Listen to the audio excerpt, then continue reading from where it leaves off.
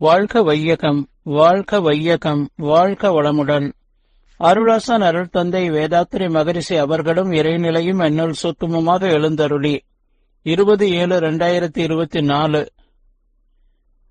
சனிக்கிழமை இன்றைய நாட்காட்டி வரிகளுக்கான கவிவரிகளையும் அதற்கான விளக்கத்தையும் சிறப்பிக்க வேண்டுமாய் சங்கல்பம் மேற்கொள்கிறேன். அனைவரையும் பணிவோடு முதற்கண் வணங்கி ஆரம்பிக்கலாம் என்றிருக்கிறேன். அனைவருக்கும் இனிய காலை வணக்கம். வாழ்க வளமுடன்.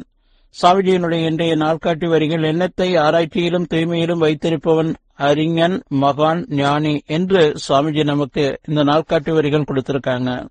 இதற்கான கவிதை வரிகள்: எண்ணத்தை எண்ணத்தால் எண்ணி எண்ணி எண்ணத்தின் இருப்பிடமும் இயல்பும் கண்டு எண்ணத்தை எண்ணத்தில் நிலைக்கச் செய்தால் எண்ணமே பழக்கத்தால் தெளிந்து போகும். எண்ணமது எழும்போது இது ஏன் என்று எண்ணத்தால் ஆராய்ந்தால் சுலபமாக எண்ணத்தின் காரணமும் விளைவும் காணும். எழும் எண்ணம் யாவும் நற்பயனாய் மாறும் என்று ஒரு பாடல்ல சுவாமிஜி சொல்லியிருக்கிறாங்க. பாரதியார் சொல்லும்போது, எண்ணிய முடித்தல் வேண்டும், நல்லவை எண்ணல் வேண்டும், திண்ணிய நெஞ்சம் வேண்டும், தெளிந்த நல்ல அறிவு வேண்டும் என்று மகாகவி பாரதியார் சொல்றாங்க. தெய்வப்புலவர் திருவள்ளுவர் சொல்லும்போது, எண்ணிய எண்ணியாங்க எய்தலால் எண்ணியர் திண்ணியராக பெறின் என்று தெய்வப்புலவர் திருவள்ளுவர் சொல்றாங்க. சுவாமிஜி குருவின் மேன்மையை பற்றி எடுத்துக் கொள்ளுவாங்க. சுவாமிஜிக்கு 7 வயது இருக்கும்போது ஒரு மகான் அருள் தந்தையாரிடம் கொடுத்து இதை வேதாத்திரிய மனப்பாடம் செய்து கொள்ள சொல்லுங்க என்று சொல்லிடுறாங்க. சுவாமிஜி அவர் தந்தை சாமிஜி கிட்ட அந்த பாடல் கொடுக்கறாங்க. அந்த பாடல் என்னன்னா, ஒருவனே தெய்வமல்லால் வேறே இல்லை, உயிரெல்லாம் ஒன்றாமை உற்று பார்த்தால் கருவிடத்தை வித்து முதல் உலகமாச்சு கதிரவனால் அழித்துலகம் விளங்க காணும். உருவான நட்சத்திரங்கள் 27 உள்ளபடி நடக்கமல்லால் வேறே இல்லை, பரிமளமே திருவள்ளி கேணிவாள் பாத்தனிட சாரதியை பணிகுவாயி என்று இந்த 8 வரி பாடல் சாமிஜி மனனம் பண்றாங்க. முதல் 2 வரியை எடுத்துக்கொள்றாங்க.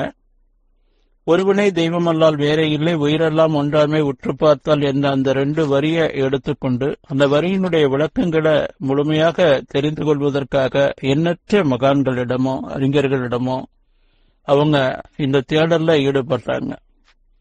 அதை முழுமையாக அறிந்து கொண்டு அதன் விளக்கங்களை உள்வாங்கி நாம நிறைவு பெறணும் என்பதற்காக பெரும் முயற்சி அரும்பாடு படுறாங்க.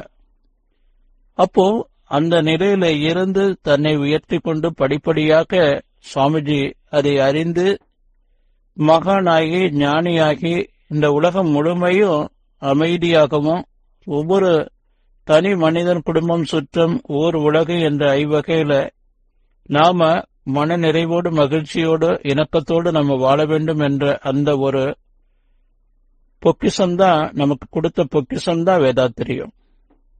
தான், சமுதாயம், இயற்கை என்ற அந்த 3 அமைப்பை நாம உணர்ந்து கொண்டு அந்த நிலையில நாம ஒரு இணக்கமாக தனக்கு பிறருக்கு துன்பமின்றி நன்மை தரத்தக்க செயல்களை மட்டும் செய்வதற்கான ஒரு முழு மனிதனாக நம்மை மாற்றி அமைப்பதுதான் வேதாத்திரியம். சுவாமிஜி சொல்லுவாங்க, மகான்களின் அறிவின்மை உயர்வை மற்றொரு அறிந்து கொள்ள முயற்சித்தால் அதுவும் ஆகா.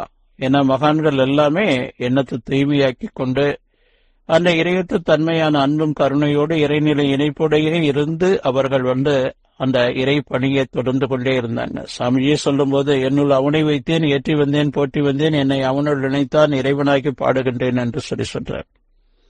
பலாயிரக்கணக்கான பாடல்களும் அதே போல விளக்க புத்தகங்களும் சாமிஜி அந்த இறைநிலை இணைப்பிலிருந்து இறைநிலையாகவே மாறி நின்று நமக்கு கொடுத்ததுதான் இந்த வேதாத்திரிய மனவளக்கலை உலக சமுதாய சேவா சங்கம். மனித நம்பிக்கையோடு நாம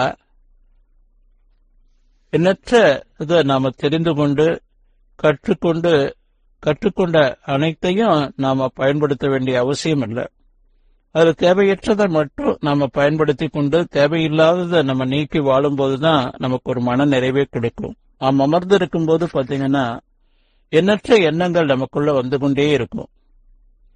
அப்போ நமக்கு கிடைத்த அந்த கருமையம் என்ற பொக்கிஷம் என்பது அம்மா வழியில ஒரு 50%, அப்பா வழியில ஒரு 50% பெற்று நாம இந்த உடல் எடுத்திருக்கிறோம்.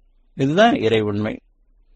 எதிர்மறை எண்ணங்களை எல்லாம் நாம தற்றுவதனை மூலமாக நீக்கிக் கொண்டு நம்ம வாடும்போது நமக்கு பேராசை இருக்காது, சினம் வராது, அதே போல கவலை இருக்காது. நான் யார் என்ற அந்த உணர்வோடு நாம வாழ முடியுங்க. ஒவ்வொரு தனி மனிதருக்கும் 6 அடிப்படையில தான் எண்ணங்கள் தோன்றுது. தேவை, பழக்கம், சூழ்நிலை, பிறர்மன தூண்டுதல், கருவமைப்பு, தெய்வீகம். நம்ம தேவை தெய்வீகத்தை பயன்படுத்தி கொள்ளணுங்க. பழக்கம், சூழ்நிலை, பிறர்மன தூண்டுதல், கருவமைப்பு, இந்த ஆளுல நல்லதை மட்டும் நம்ம எடுத்துக்கொண்டோம் என்று சொன்னா முரணான எண்ணங்கள் தான் அது பேராசையாக உருவெடுக்கிறது. அது தலை வரும்போது சினமாகிறது. அது சினம் செல்லாத விடத்து நம்ம மனதுல எல்லை கட்டி கொண்டு வாழும்போது அதையே கவலையாக நாம வாழ்ந்து கொண்டிருக்கிறோம் என்பதை புரிந்து நாம வாழணுங்க. ஒவ்வொரு மைக்ரோ செகண்டும் தவம், மௌனம், தற்சோதனை என்ற அளவுல நாம வாழும்போது நாம நம்முடைய அந்த இறையொத்த தன்மையிலேயே நம்ம வாழ முடியும் என்று சொல்லி எப்பவுமே எண்ணத்தை ஆராய்ச்சியிலும் தூய்மையிலும் வைத்திருப்பவன் அறிஞன், மகான், ஞானி என்று சாமிஜி இந்த வரிகளை மனதில் நிறுத்தி வாழணுங்க. நன்றியோடு நிறைவு செய்து கொள்ற இன்றைய சிந்தனையை வாழ்க வளமுடன், வாழ்க வளமுடன், வாழ்க வளமுடன்.